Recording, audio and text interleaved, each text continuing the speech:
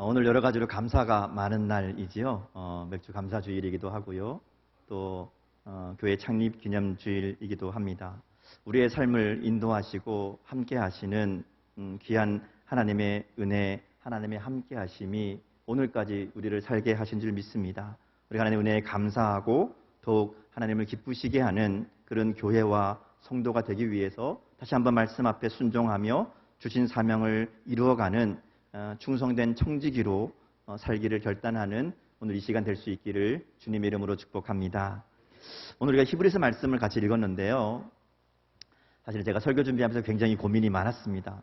모든 성경이 다 그렇지만 특별히 히브리서는 굉장히 어려운 말씀 중에 하나입니다. 더군다나 오늘 이 창립 기념주일이라 우리 아이들부터 같이 예배를 드리는데 이 설교를 어떻게 해야 되나 꽤 막막한 마음이 많이 있었습니다. 그래서 좀 아이들도 있는데 좀 쉬운 본문, 그 중에 좀 더 나은 본문으로 바꿔볼까 이런 마음도 있었는데요. 그리고 우리가 매일매일 주시는 말씀을 따라 함께 예배 드리고 있어서 오늘도 분명히 특별한 날이니까 하나님 주시는 더 특별한 메시지가 있을 것이다 이렇게 기도하면서 말씀을 준비했습니다. 설교 준비를 하면서 제가 깨닫게 된 것은 오늘 말씀이 우리에게 꼭 필요한 말씀이라는 것을 깨닫게 됩니다. 왜냐하면 오늘 말씀은 우리 신앙의 가장 핵심이 되는 우리의 구원자 되시는 예수님에 대해서 말씀하시는 내용이기 때문에 그렇습니다. 원래 히브리서는 편지인데요. 누가 썼는지는 정확하게 모르는 편지입니다. 일반적으로 신약 성경에 나오는 편지들은 이 보내는 사람과 받는 사람이 처음에 나옵니다. 누가 누구에게 쓴다 이렇게 나오는데 히브리서는 그게 없습니다. 다만 이 편지를 받는 사람들이 초대교회에 속해 있던 유대인들이라는 것을 우리가 알 수 있습니다. 초대교회에는 크게 이제 두 종류의 사람들이 있습니다. 출신 배경으로 따지면 유대인 중에 예수님을 구주로 영접하고 그리스도인이 된 사람들이 있고요. 유대인 외에 다른 이방 나라들이죠. 주로 이제 헬라인들 또 그 지역에 살고 있던 사람들이 예수님을 영접하고 예수님을 믿게 된 경우가 있습니다. 근데 이 유대인들 같은 경우는 좀 특별한 배경이 있지요. 구약 성경 하나님을 같이 믿습니다. 유대인들도 구약에 나오는 하나님 믿지만 다만 예수님을 믿지 않는 겁니다. 그 차이가 있는데 이 히브리서를 받는 초대교회 성도들은 바로 이 유대인들 중에 예수님을 믿는 사람들입니다. 근데 이 유대인 중에 예수를 믿는 사람들이다 보니까 이 사람들이 유대인들로부터도 박해를 받습니다. 왜냐하면 자신들이 죽인 예수를 메시아라고 그리스도라고 하나님의 아들이라고 고백하니까 가만히 둘 수 없는 거죠. 쉽게 말하면 그들로 보기에는 이단인 겁니다. 우리가 잘 아는 대로 사도 바울이 예수님 믿는 사람들을 잡으러 다니잖아요. 그걸 보면 이해할 수 있는 이제 그런 상황이지요. 특별히 이들은 그 당시에 이 로마 제국의 지배 아래 있었는데 로마 황제를 신으로 섬기지 않는 일로 인해서 로마에서도 박해를 받고 또 아까 말씀드린 것처럼 유대인들에게도 박해를 받는 핍박을 받는 그런 상황입니다. 그러니까 이 유대인들로부터 받는 핍박은 단순히 종교적인 문제가 아니라 생존의 문제가 됩니다. 말하자면 그들은 서로 돕고 함께 이제 일하면서 먹고 사는데 그것을 빼앗는 거죠. 일자리를 뺏기기도 하고요. 집과 재산을 뺏기기도 합니다. 그러다 보니까 다시 유대교로 돌아가려는 사람들이 많이 생겨나게 되었습니다. 핍박받고 힘드니까 꼭 예수님만 믿어야 되냐, 하나님 믿으면 되지 이런 마음으로 다시 유대교로 돌아가는 사람들이 있었다는 것이죠. 바로 그런 상황에서 그들을 향해서 쓴 편지가 히브리서입니다. 그래서 히브리서 내용을 보면요, 예수님이 어떤 분인지, 예수님이 얼마나 위대한 분인지, 예수님이 얼마나 완전한 분인지를 이야기합니다. 왜냐하면 박해 가운데 있었던 유대인들에게 예수님을 믿어야 되는 이유가 필요했기 때문에 그렇습니다. 왜 꼭 예수님을 믿어야 되느냐? 왜 예수님이 메시아냐? 그래서 히브리서는 유대인들이 잘 알고 있는 구약의 말씀을 통해서 예수님이 누구인가를 설명합니다. 히브리서 1장은 예수님이 하나님 되심을 말씀을 통해서 이야기하죠. 하나님의 아들이신 예수님이 만물을 만드시고 다스리시는 분이라고, 하늘의 보좌에서 영원히 다스리시는 통치자이시라고 1장에서 쭉 설명합니다. 우리의 믿음의 근거는 예수님을 바로 아는 데 있습니다. 사실 삶이 아무리 힘들고 어려워도 예수님이 누구인지를 분명하게 알게 되면, 예수님이 나의 구원자 되심을 확실하게 붙들고 있으면 환난이나 핍박이 문제가 되지 않습니다. 그래서 많은 믿음의 선배들이 이 믿음을 분명하게 붙잡고 있었기 때문에 순교를 당하는 위험 속에서도 흔들리지 않는 믿음으로 살아갈 수 있었다 하는 것이죠. 그래서 히브리서는 계속해서 예수님이 누구인가를 이야기합니다. 우리가 히브리서 말씀을 묵상하면서 기억해야 될 것은 바로 이거죠. 예수님이 누구인가? 예수님이 나를 위해서 무엇을 하셨는가? 이것을 분명하게 알고 믿어야 됩니다. 하나님은 오늘 히브리서 말씀을 통해서 우리도 예수님이 누구인가를 분명하게 알기를 원하십니다. 이 히브리서 편지를 처음 받았던 유대인들이나 오늘 우리나 신앙의 원리는 똑같습니다. 믿음 때문에 어려움을 당하는 현실도 비슷합니다. 그리고 고난을 이기는 방법도 동일합니다. 예수님이 누구인지, 예수님이 나를 위해 무엇을 하셨는지를 분명하게 아는 것, 그 예수님을 믿고 그 예수님을 붙잡는 것이 오늘 우리의 믿음을 든든하게 지키는 비결이 된다 하는 것이죠. 자, 그럼 오늘 예수님이 우리를 위해서 어떤 일을 하셨는가 하는 것을 본문을 통해서 좀 보겠습니다. 먼저 10절의 말씀을 볼 텐데요. 말이 좀 어려워요. 보세요. 만물이 그를 위하고 또한 그로 말미암은 이가, 이렇게 얘기합니다. 이는 하나님입니다.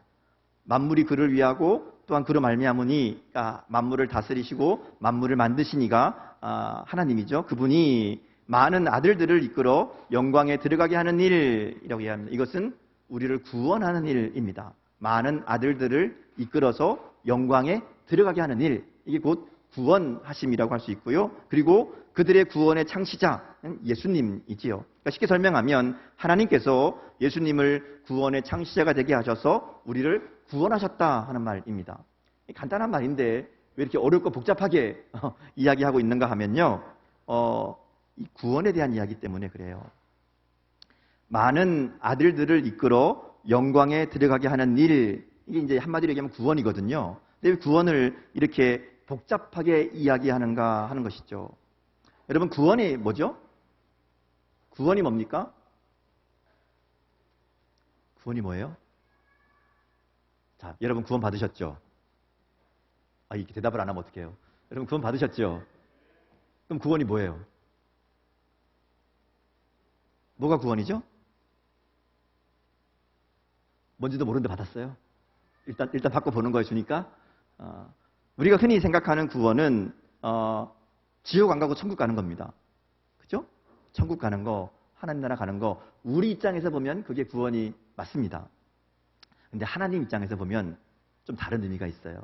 오늘 본문이 그 얘기를 하시는 겁니다. 하나님은 보다 큰 구원의 계획을 가지고 계십니다. 우리는 구원 그러면 멸망받지 않고 영원한 죽음, 영원한 지옥에 머물지 않고 하나님 나라, 하나님과 함께 살아가는, 하나님 주신 생명을 가지고 살아가는 삶으로 바뀌는 것이 구원이라고 생각하지요.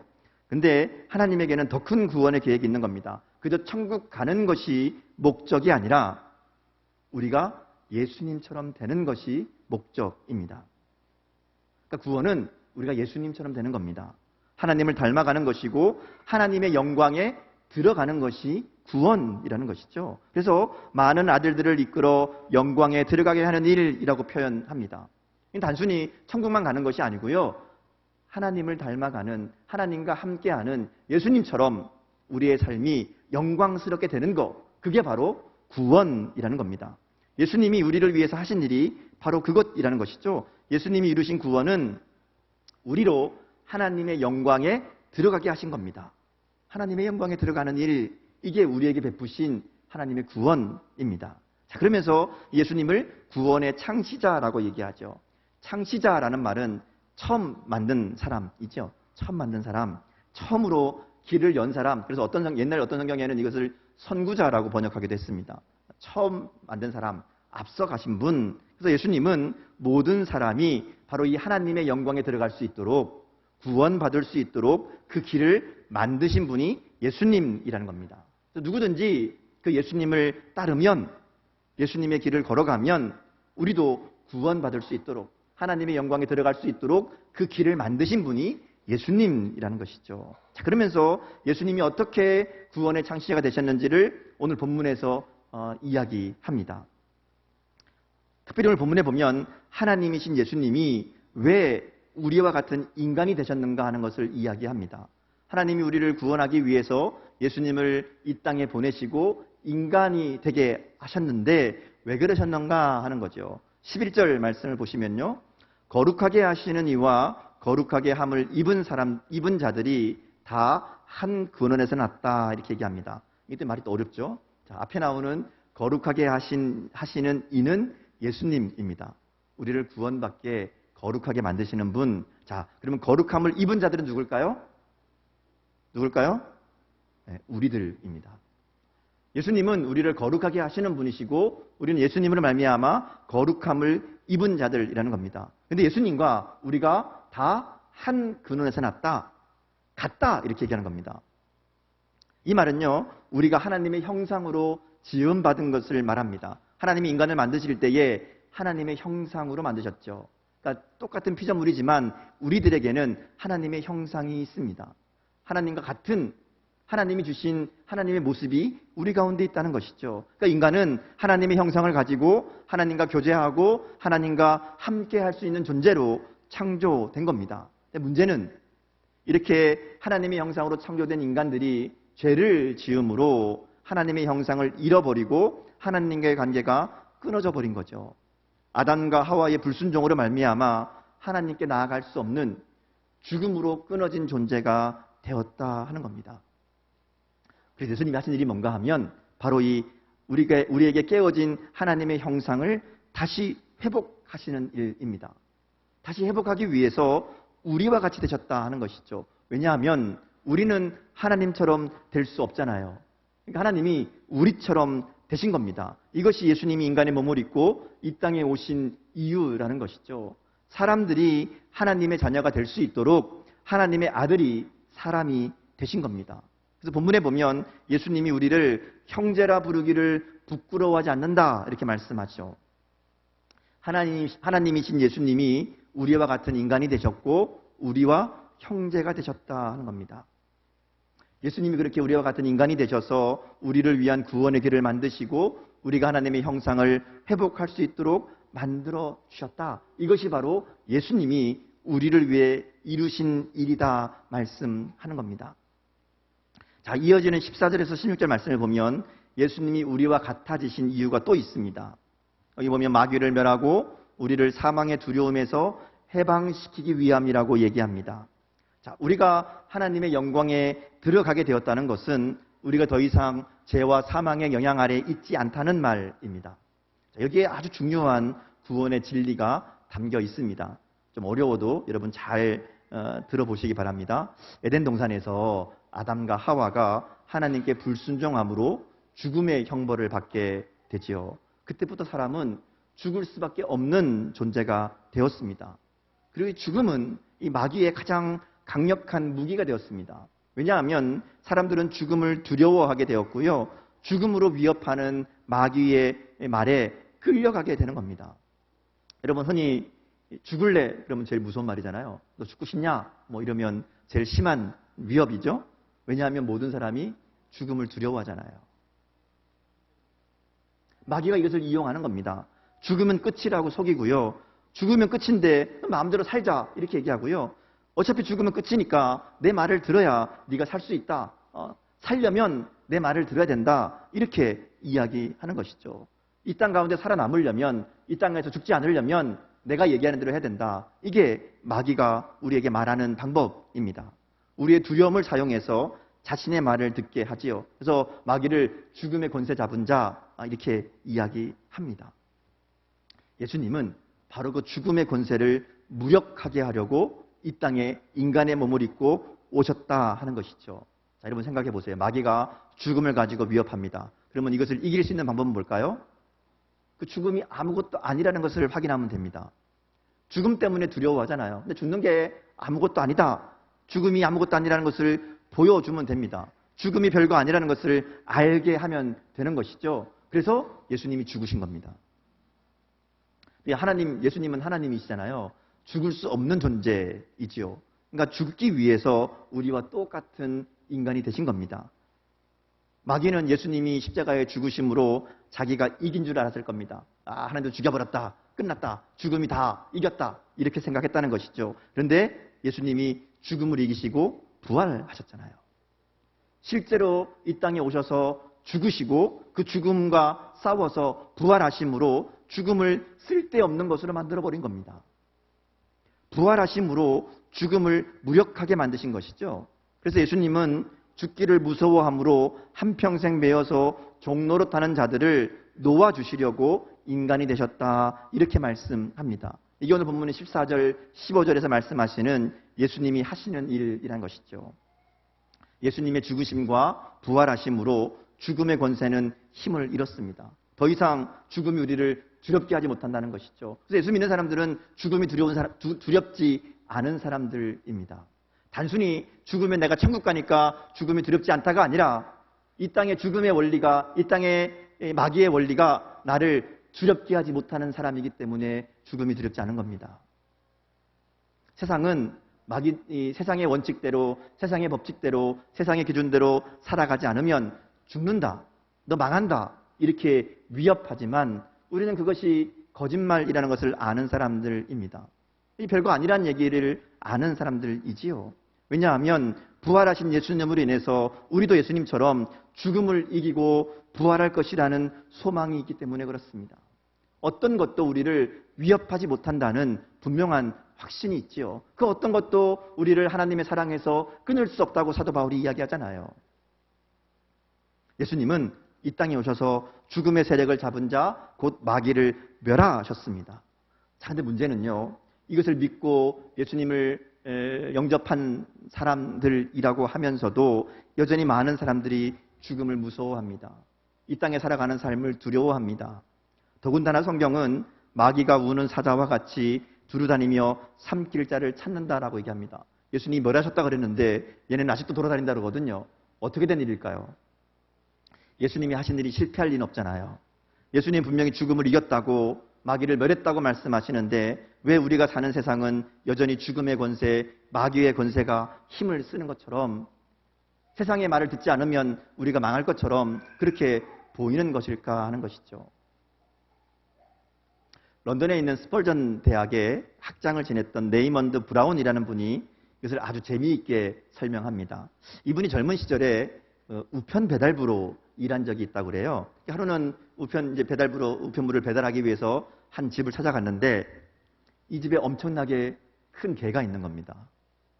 무섭잖아요. 막 짖고 큰 개가 위협합니다. 사납게 짖고 덤벼들려고 합니다. 무서워서 우편 배달은 그만두고 도망가려고 딱 보니까 이 개가 묶여 있는 겁니다. 개가 아무리 무섭게 굴어도 묶여 있으니까 더 다가오지 못하잖아요. 이렇게 돌아서 쏙 가면 문제가 없는 겁니다. 아무리 시끄럽게 짖어도, 아무리 무섭게 위협해도 상관없거든요. 그래서 그 다음부터는 그 집에 가는 것이 두렵지 않았다는 것이죠. 왜냐하면 개가 묶어 있는 것만 확인하면 그러면 안전하기 때문에 그렇죠. 자, 그런데 누가 만약에 이 개한테 물렸다. 왜 물렸을까요? 왜 물렸을까요? 가까이 가서 물린 거예요. 그죠? 마귀도 마찬가지입니다. 예수님이 마귀를 멸하셨습니다. 묶어주셨습니다. 아무리 큰 소리치고 시끄럽게 떠들고 우리를 위협해도 묶여 있습니다. 우리를 위협하지 못합니다. 그 얘기 듣고 무시해버리면, 우리가 신경 쓰지 않으면 우리에게 아무런 일도 일어나지 않습니다. 그런데 여전히 세상에 주는 두려움에 지배를 받는다면 우리가 거기에 가까이 간 거죠. 가까이 간 겁니다. 좀 쉽게 설명해 볼까요? 예수님은 분명히 우리를 위해서 구원의 길을 열어주셨습니다. 예수님만 믿으면, 예수님만 의지하고 살아가면 두려울 것이 없습니다. 근데 왜 자꾸만 세상이 하는 소리가 마음에 두려움을 주고, 왜 세상에서 그렇게 하면 살아남을 수 없다고, 그것은 망하는 길이라고, 그런 마음들이, 그런 생각들이 잠깐만 우리 가운데 들어오는가 하면, 우리가 그 소리를 듣고 거기에 마음을 빼앗기기 때문에 그래요. 말하자면 개에게 다가가는 겁니다. 묶여있는 개를 보고 피하면 되는데, 그냥 무시하고 가버리면 되는데, 그 소리에 귀를 기울이고 그 소리를 듣고 다가가는 겁니다. 사단의 소리에 귀를 기울이면 그 개에게 다가가는 거고요. 다가가면 물릴 수밖에 없습니다. 아무리 큰 소리로 무섭게 위협해도 예수님이 묶어두셨기 때문에 나에게 아무런 해도 끼칠 수 없다는 믿음으로 세상의 유혹과 위협에 맞서야 됩니다. 무시하고 주님 말씀을 따라 살아가다 보면, 그러면 영광의 길로 걸어갈 수 있다는 것이죠. 근데 거기에 귀를 기울이고 마음을 빼앗기다 보면, 그렇게 자꾸만 다가가다 보면 마귀에게 잡힐 수밖에 없다 하는 겁니다. 뿐만 아니라 17절, 18절 보면 주님은 우리와 같이 되시고 모든 고난을 당하셨기에 우리를 도우시는 분이라고 말씀합니다. 이 말씀은 우리의 연약함을 너무나 잘 아신다는 의미이죠. 그러기에 우리의 아픔과 우리의 슬픔과 우리의 눈물을 다 아십니다. 우리가 주님을 찾을 때에, 예수님께 나아갈 때에, 주님을 의지할 때에, 그래서 우리를 도우실 수 있는 분이라는 겁니다. 우리가 똑같이 고난당하시고 우리가 겪는 어려움들, 아픔들을 주님이 직접 경험하심으로 아시기 때문에 그 주님께 나아가서 우리의 마음을 내어놓으면 우리에게 꼭 필요한 것으로 도우신다 하는 것이죠. 자, 그래서 말씀이 3장 1절로 넘어갑니다. 2장, 3장 이렇게 나눠져 있지만 원래 성경은 이렇게 장절이 나눠져 있는 게 아닙니다. 여러분 편지 쓰면서 1장 1절, 2절 이렇게 쓰지 않잖아요. 그냥 쭉 쓰죠. 근데 나중에 읽는 사람들이 편의상 구분해 놓은 겁니다. 그래서 우리가 말씀을 읽을 때, 우리가 읽을 때에 히브리서 중간쯤 어디 뭐 이렇게 말할 수 없잖아요. 그래서 이제 장을 만들고 절을 만들고 이렇게 구분해 놓은 겁니다. 장절로 구분되긴 하지만 내용상 같이 읽어야 될 부분들이 있어요. 오늘 말씀이 그런 부분입니다. 쭉 예수님에 대해서 설명했습니다. 예수님 누구인지, 예수님이 우리를 위해서, 우리를 구원하시기 위해서 무엇을 하셨는가를 쭉 설명했습니다. 하나님이신 예수님이 인간의 몸을 입고 이 땅에 오셨습니다. 구원의 창시자가 되셔서 우리를 이끌어 영광에 들어가게 하십니다. 그리고 죽음을 이기고 부활하심으로 마귀를 멸하시고 죽음의 권세에 매여 있는 우리들을 자유롭게 하셨습니다. 그래서 어떻게 하라고요? 그래서 그 예수님을 깊이 생각하라고 얘기하는 겁니다. 이것이 고난과 박해 가운데 믿음을 지키고 우리의 영혼을 지키는 유일한 방법이라는 겁니다. 그래서 깊이 생각한다라는 말을 보면요, 이게 고정한다라는 의미거든요.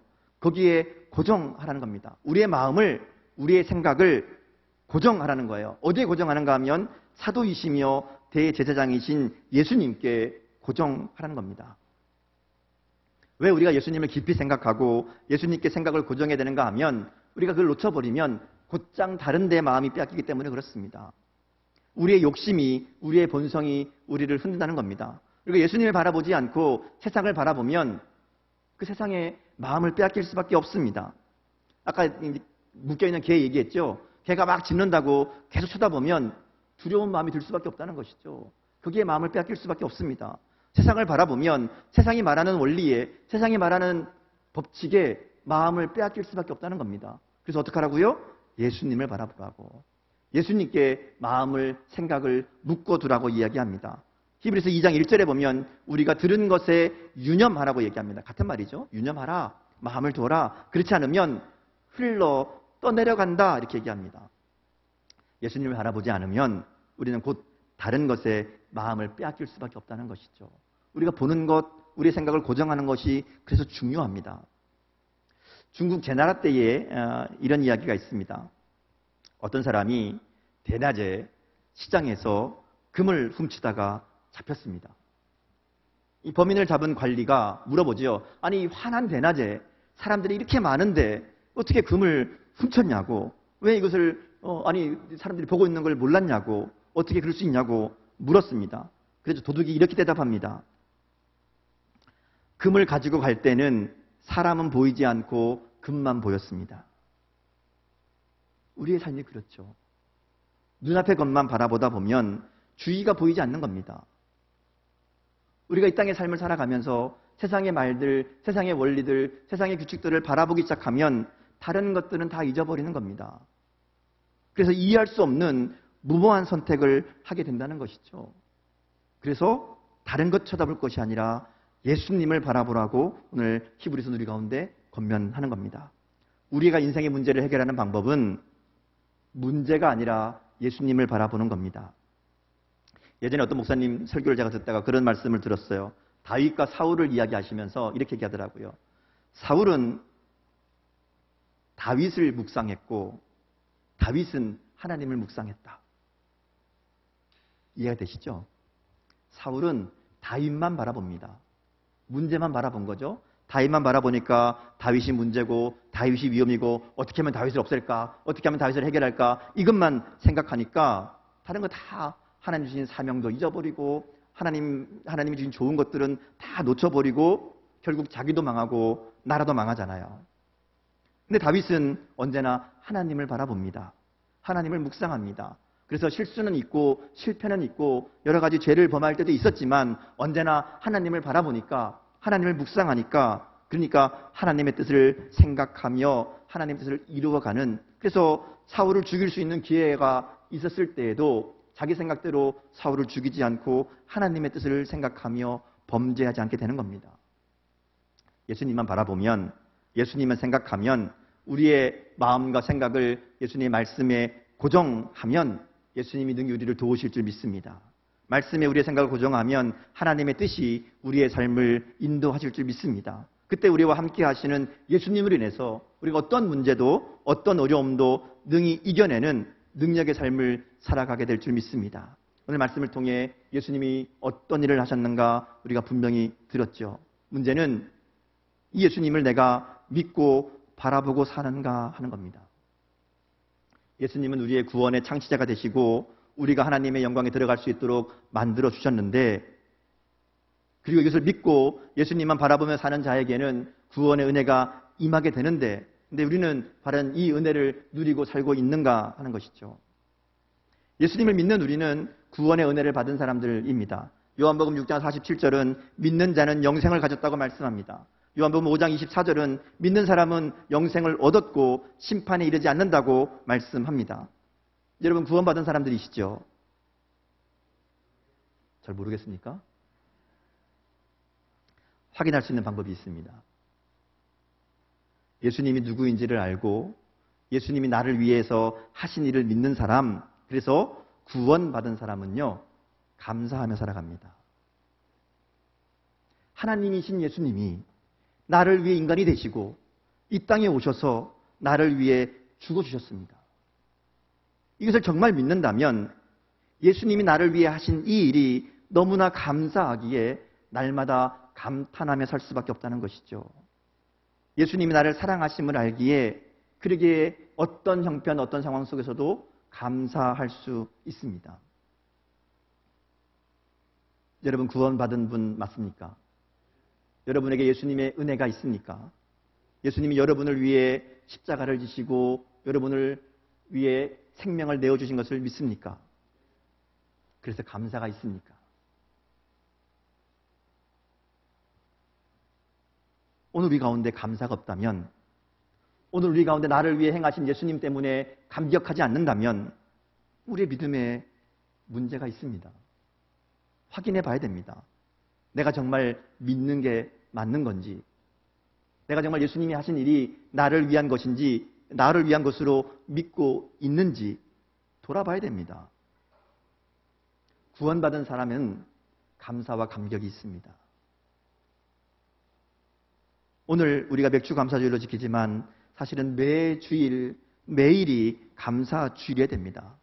나를 위해 이 땅에 오신 예수님, 나를 위해 십자가를 지심으로 영원한 생명을 주신 예수님, 오늘도 나를 이끌어서 하나님의 영광에 들어가게 하시는 그 예수님만 바라보며 예수님이 베푸신 구원의 은혜에 감사하며 감격하는 그런 저와 여러분의 삶이 될 수 있기를 주님의 이름으로 축복합니다. 그리고 오늘도 우리와 함께 하시는 주님의 능력을 힘입어서 날마다 주님을 닮아가는 그런 저와 여러분 삶이 될 수 있기를 주님의 이름으로 축복합니다. 이제 기도하겠습니다.